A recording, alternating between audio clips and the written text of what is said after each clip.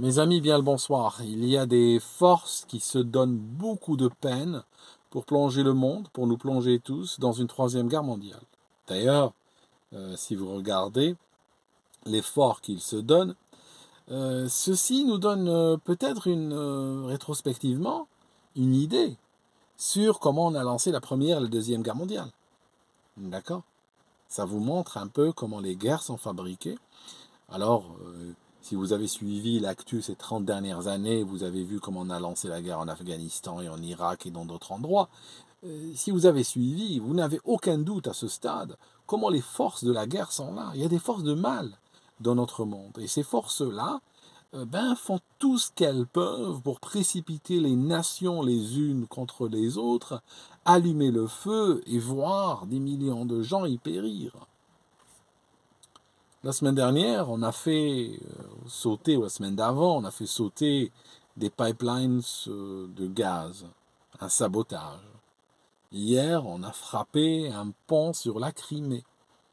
Les pipelines, ça a fait 0 mort, c'était du dégât matériel.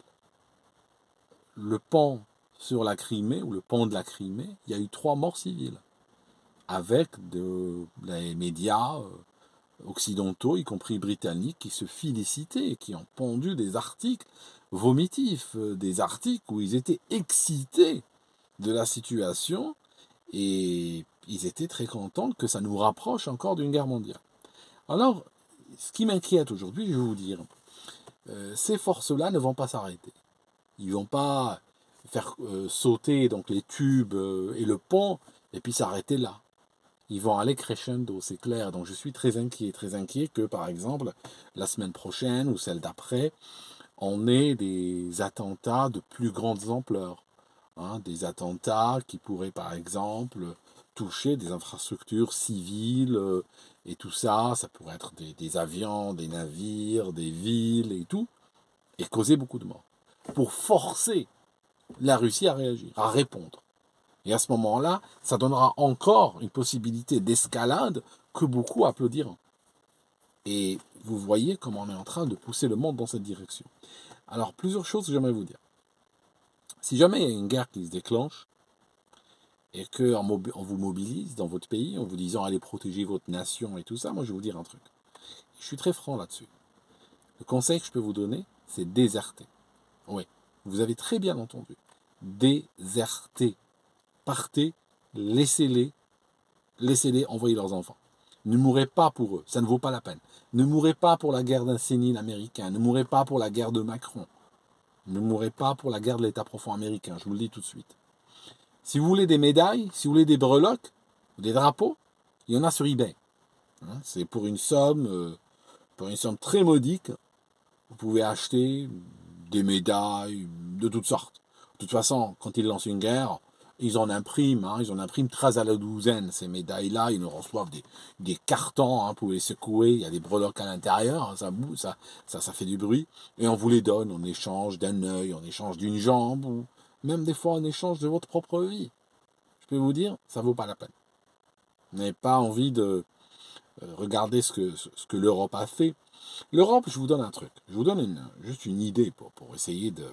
L'Europe est un continent, quand on regarde, extrêmement instable. C'est une véritable poudrière. Il peut passer par des moments de paix et puis soudainement plonger dans des boucheries et plonger le monde avec lui dans des boucheries inimaginables. Là, nous sommes dans les années 20 et ça le démange. On sent que ça le démange. On sent qu'ils se disent on est dans les années 20, on a presque fait maintenant le quart de ce siècle. On n'a pas encore une guerre de grande ampleur. On est inquiet, c'est pas normal. Le siècle passé, Première Guerre mondiale a fait 20 millions de morts.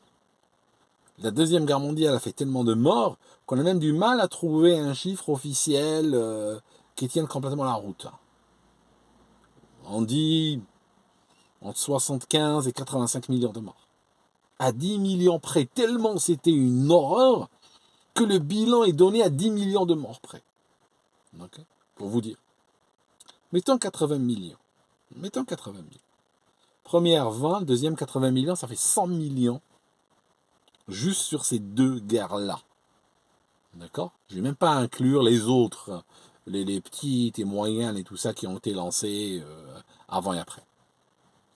Ça veut dire quoi? Ça veut dire que l'Europe, entre 1900 et 2000, elle a eu en moyenne, si je moyenne ces deux guerres sur le siècle, elle a eu en moyenne 1 million de morts par an sur des guerres. Vous voyez le truc?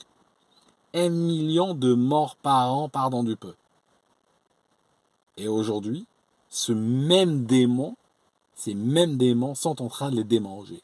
Ils aimeraient bien rempiler, ils aimeraient bien renvoyer des jeunes aller se faire tuer, et je vous assure, ce ne sera pas le fils de Biden qui partira.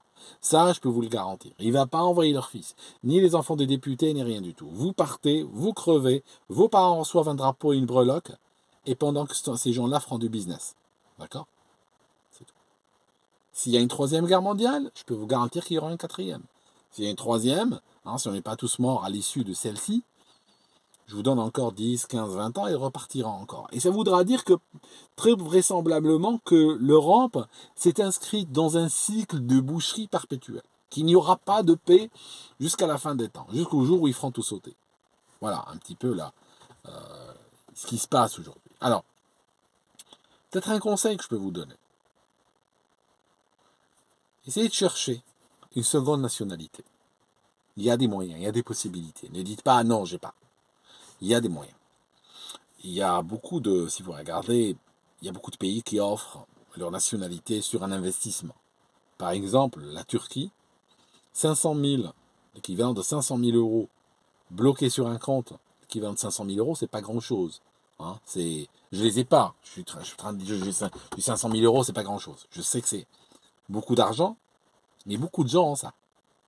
Il y a des gens, ils vivent dans un appart à Paris, ils l'ont acheté peut-être à 80 000 euros il y a 20 ans, aujourd'hui il vaut 500 000. Vous voyez ce que je veux dire? Si l'argent est bloqué sur un compte pendant 3 ans, en quelques mois, il donne la nationalité. Et au bout de 3 ans, l'argent revient et tu peux en faire ce que tu veux. Il y a des pays où si tu as un ancêtre, aussi éloigné soit-il, tu regardes dans ton histoire familiale, si tu trouves un ancêtre, il te donnera ta nationalité. La nationalité de ce pays, il la donnera même à tes enfants et tout ça. Parce que ton ancêtre est celui de tes enfants, de toute façon. Donc, essayez de trouver une solution. Parce que s'ils transforment l'Europe encore en boucherie, il va falloir trouver une débouchée. Il va falloir partir. Ne restez pas crevés pour eux. Ne restez pas vous faire bombarder. Ne restez pas vous faire tuer. Ça ne vaut pas la peine, je vous assure. Regardez je vais vous dire un truc. Regardez le type de gens qui sont morts durant la Première et la Deuxième Guerre mondiale. Regardez le genre qui sont restés. L'Europe fait ça régulièrement, j'ai l'impression, pour sortir des gens courageux, des gens forts, des gens valables, des gens de valeur. Elle veut les sortir littéralement du pool génétique. Et vous voyez ceux qui restent et ceux qui sont morts. Ça vous donne une idée. Ne réfléchissez pas en termes de oui, de toute façon, il y a l'Union européenne, je pourrais aller ailleurs en Union européenne. Je n'en suis pas convaincu complètement. Je n'en suis pas convaincu. Pourquoi? Parce que, tout simplement, durant la période du Covid, on a vu ce que vaut la liberté de déplacement dans l'Union européenne. C'était pendant très longtemps une valeur extrêmement importante pour l'UE. C'est une valeur sacrée, une valeur fondatrice, la liberté de mouvement. Pourtant, durant le Covid, cette liberté-là a été complètement bafouée, elle a complètement sauté. Il y a plein de pays qui ont fermé leurs portes, y compris à des Européens. D'autres les ont fermées même à leurs propres citoyens. Donc ça vous dit que si jamais demain, il y a, comment on dirait ici, la merde proverbiale frappe le ventilateur, je peux vous dire qu'ils pourront fermer leurs frontières et ne pourraient pas venir. D'accord? Donc c'est essayer de... Ceux qui m'écoutent et qui sont d'origine d'Algérie, Maroc, Tunisie, Maghreb, tout ça, je peux vous dire un truc. Juste aller renouveler votre passeport si vous ne l'avez pas renouvelé. Si vos enfants, vous n'avez pas sorti de passeport, vous ne les avez pas convenablement, leur dossier n'est pas complet à l'ambassade et tout ça, juste allez le faire, d'accord? Ce serait plus facile de le faire maintenant, que d'aller supplier des avions d'évacuation pour leur dire oui, mon enfant veut venir, etc. D'accord? Ils le prennent, c'est pas des monstres non plus. Dans des cas pareils, ils le prendraient même sans passeport. Mais évitez cette situation, s'il vous plaît. D'accord? Voilà. j'espère que la paix, j'espère que la paix régnera. J'espère que les choses rentreront dans l'ordre. Je ne sais pas comment, mais j'espère que ça arrivera. Mais il faut savoir que les faiseurs de guerre aujourd'hui sont très actifs. Et les faiseurs de guerre ont des relais. Ils ont des relais politiques, ils ont des relais médiatiques, ils ont des relais dans le monde du spectacle, dans le monde qui influence les opinions. Ils ont des relais et je vois qu'ils travaillent jour et nuit pour qu'il y ait une troisième guerre mondiale. C'est tout. Ils aiment ça. Je vous l'avais dit il y a très longtemps. Il y a une vidéo, je pense que cette vidéo explique tout en réalité. C'est une vidéo où j'expliquais que l'Occident est habité par une parole de mort. Une fois que tu comprends que l'Occident est habité par une parole de mort, parce qu'il n'y a que deux choses dans ce forme de monde. Il y a la vie et la mort. Une fois que tu rejettes la vie, il te reste la mort, c'est tout. Et eux, ils sont dans une forme d'obsession morbide. Et je ne vois pas réellement l'issue. Je ne vois pas réellement l'issue à ce stade. Alors je suis désolé, cette vidéo n'est pas drôle. J'aurais aimé vous faire une vidéo qui fasse rire. J'aurais aimé avoir une boutade. J'aurais aimé dire quelque chose qui vous fasse sourire. Mais à ce stade, il n'y a rien de drôle. Je suis désolé qu'il n'y ait rien de drôle, mais voilà. C'est comme ça. Si vous avez des idées de votre côté, n'hésitez pas. D'accord. Si vous avez des idées, n'hésitez pas. Mais moi, je peux vous dire que je m'apprête, ça signifie je garde cette carte sur la table. Je ne vais pas passer à l'exécution à ce stade, mais je garde la carte sur la table, que je puisse évacuer, ou que je doive évacuer ma famille vers l'Algérie. C'est comme ça. Je pense que si jamais ça chauffe, j'ai des marqueurs, comment dirais-je, alors pour moi les marqueurs c'est quoi? C'est des déclencheurs plutôt. Je vous ai dit, je travaille beaucoup sur déclencheurs. Ça signifie, pour éviter de réfléchir dans la panique, je place des déclencheurs. Quand ils sont atteints, quand cette côte-là est atteinte, j'agis selon un plan qui est préétabli. Dans mon cas, s'il y a des troubles sociaux extrêmement graves, c'est-à-dire que si ça commence à s'entretuer, à tirer dans la rue, à tirer sur des manifestants, dans un pays comme le Royaume-Uni ou la France ou la Suisse ou la Belgique, si on en arrive à ça, avec des pillages ou des choses comme ça, des troubles sociaux, c'est quelque chose de tout à fait possible parce que ils sont en train de pousser aussi au collapse économique, au collapse énergétique et tout ça. Donc ça, c'est des destructeurs. C'est Gog et Magog littéralement. On peut en parler sur le plan spirituel si vous voulez. Mais réellement, on peut laisser tout ça de côté et parler sur le plan spirituel. Je vous assure, il y a beaucoup à dire. Mais voilà, pour le moment, on va essayer de rester terre à terre. S'il y a un missile ou autre qui tombe sur une capitale ou autre ville occidentale, s'il y a un missile qui tombe sur une ville française ou une ville britannique ou autre, ça c'est aussi un déclencheur. À ce moment-là, la petite sous le bras, la valise, premier vol pour l'Algérie, et je vous dis un truc, vous savez, j'ai réfléchi, vous vous rappelez, la dernière fois quand ce pays a perdu sa tête et je suis parti en Croatie et tout ça, j'ai réfléchi. J'ai beaucoup réfléchi à cette phase-là et à ce départ-là. Je vais vous dire quelque chose. Si jamais j'en arrive à partir la prochaine fois, je partirai pas au Mexique ou je partirai en Croatie ou en Turquie ou en Arménie ou je sais pas.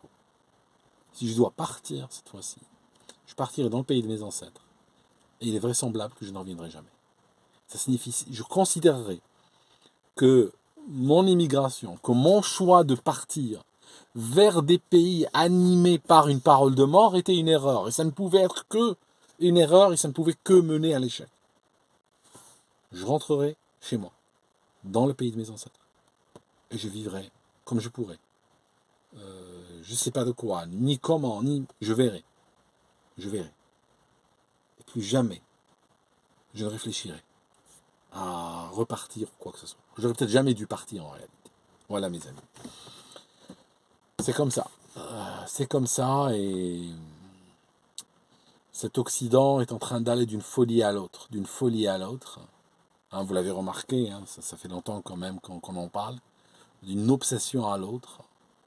Et là, il commence réellement à toucher au pire. Il commence à toucher à des choses de niveau guerre mondiale, à des choses de niveau guerre nucléaire, à des choses que même si elles n'escaladent pas au niveau guerre nucléaire, à des choses qui peuvent causer, et ça cause déjà, du chômage de masse, de l'inflation de masse, des privations, des troubles sociaux, potentiellement des guerres conventionnelles, des gens qui meurent de froid, des gens qui s'entretuent pour un pain. En France, ils sont déjà entretués. Hier, il y a eu... Ils sont entretués pour de l'essence dans une station. Vous comprenez? Alors, vous imaginez, on a 2 jours ou 3 jours de pénurie d'essence, il y a déjà des morts au sol. Alors, vous imaginez, si un jour on ne voit pas le carburant pendant 3 mois, si un jour on ne voit pas le pain pendant 3 mois, on fera quoi? Les gens se sont bagarrés pour du papier chiotte, vous vous rappelez? Alors, vous imaginez, quand ça va chauffer, comment ces gens-là vont réagir?